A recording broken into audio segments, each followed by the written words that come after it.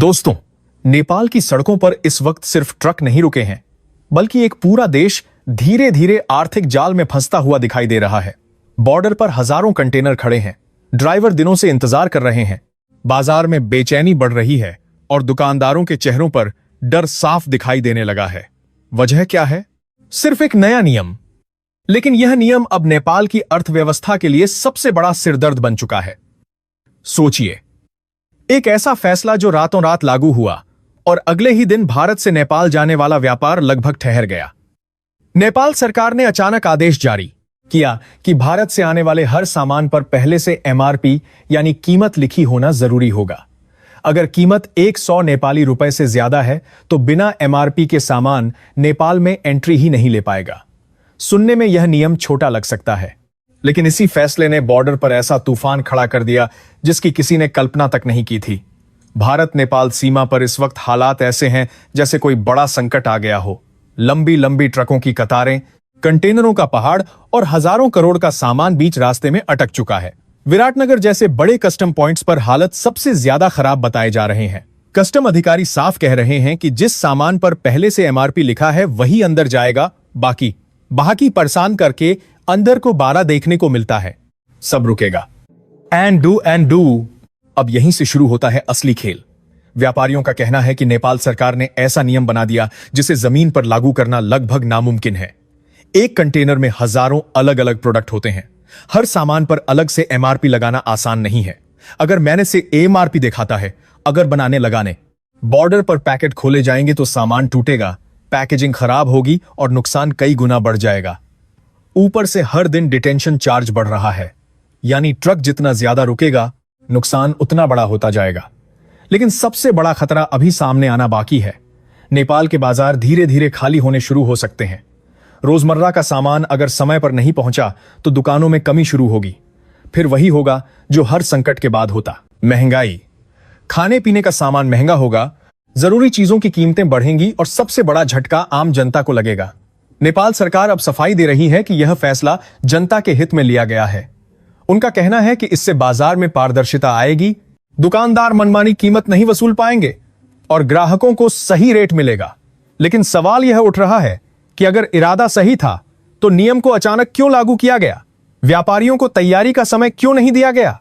यही वजह है कि अब नेपाल के अंदर सरकार और व्यापारियों के बीच सीधी टक्कर शुरू हो चुकी है।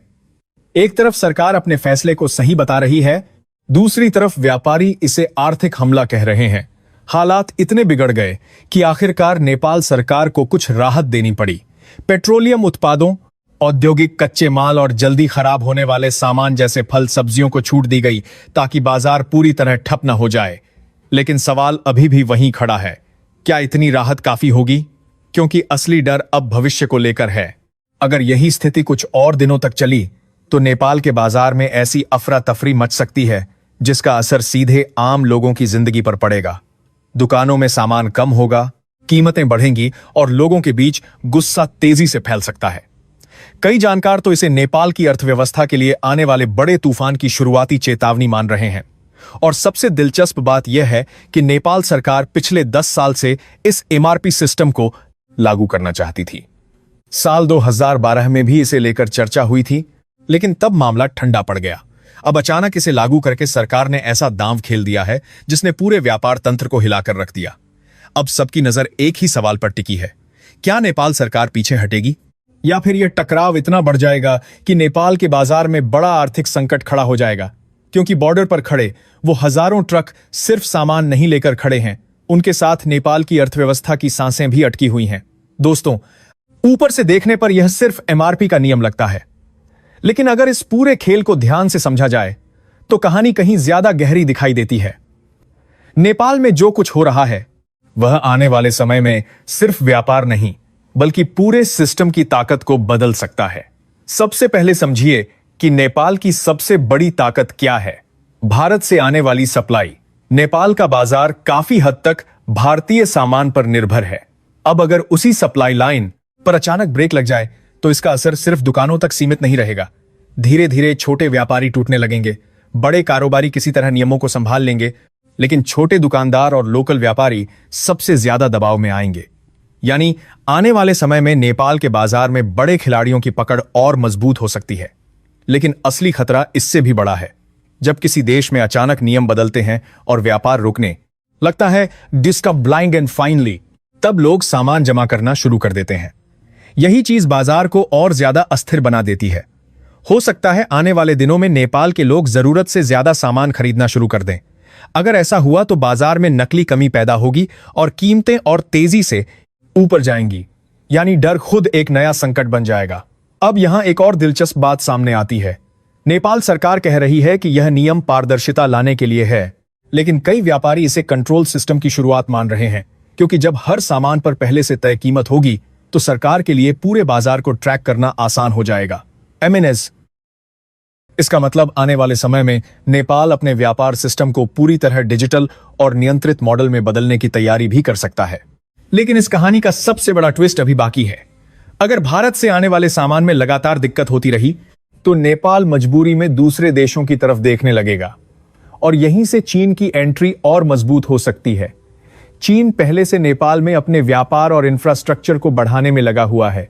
अगर नेपाल के व्यापारी भारत के नियमों और देरी से परेशान हुए तो कुछ कारोबारी धीरे धीरे चीन के रास्ते सामान मंगाने की कोशिश कर सकते हैं। यानी एक छोटा सा एमआरपी नियम भविष्य में पूरे क्षेत्र की आर्थिक राजनीति बदल सकता है। लेकिन इसमें भी एक बड़ा खतरा छिपा हुआ है। चीन से आने वाला सामान नेपाल तक पहुंचाना आसान नहीं है। पहाड़ी रास्ते, ज्यादा लागत और धीमी सप्लाई नेपाल के लिए नई मुसीबत बन सकती है। यानी नेपाल एक ऐसे चक्रव्यूह में फंस सकता है जहां भारत से दूरी बढ़ाना भी महंगा पड़े और भारत पर पूरी निर्भरता रखना भी मुश्किल हो जाए। अब जरा जनता की मानसिकता समझिए। आम लोग अभी इसे सिर्फ एक सरकारी नियम मान रहे हैं, लेकिन जैसे जैसे बाजार में असर दिखना शुरू होगा, गुस्सा बढ़ सकता है। अगर खाने पीने और रोजमर्रा की चीजों की कीमत अचानक बढ़ी तो सोशल मीडिया से लेकर सड़कों तक विरोध देखने को मिल सकता है और नेपाल की राजनीति में आर्थिक मुद्दे बहुत जल्दी बड़ा आंदोलन बन जाते हैं। सबसे हैरान करने वाली बात यह है कि यह पूरा संकट शायद नेपाल सरकार के लिए एक टेस्ट भी हो सकता है। सरकार देखना चाहती होगी कि वह कितनी तेजी से नए नियम लागू कर सकती है और जनता व व्यापारी कितना विरोध करते हैं। अगर यह प्रयोग सफल रहा तो आने वाले समय में और भी सख्त आर्थिक नियम लागू हो सकते हैं।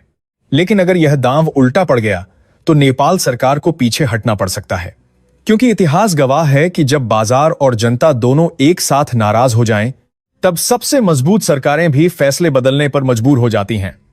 और शायद यही वजह है कि इस समय नेपाल की सीमा पर खड़े ट्रक सिर्फ सामान से भरे कंटेनर नहीं हैं, वे आने वाले आर्थिक और राजनीतिक तूफान की चेतावनी बन चुके हैं। दोस्तों, अगर आने वाले समय को ध्यान से देखा जाए तो नेपाल में यह मामला सिर्फ एमआरपी नियम तक सीमित नहीं रहने वाला। यह धीरे धीरे नेपाल की अर्थव्यवस्था, राजनीति और भारत के साथ उसके रिश्तों की असली परीक्षा बन सकता है। अभी जो ट्रक बॉर्डर पर खड़े हैं वही आने वाले बड़े बदलावों का संकेत दे रहे हैं। सबसे पहले नेपाल के बाजार में एक अजीब बदलाव दिखाई दे सकता है। शुरुआत में लोग डर की वजह से ज्यादा सामान खरीदेंगे। दुकानदार भी स्टॉक छिपाना शुरू कर सकते हैं ताकि बाद में महंगे दाम पर बेच सकें। इससे बाजार में अचानक कृत्रिम कमी पैदा होगी, यानी असली कमी से पहले ही लोगों को लगेगा कि सामान खत्म हो रहा है। यही डर महंगाई को आग की तरह फैलाएगा, लेकिन असली खेल उसके बाद शुरू होगा।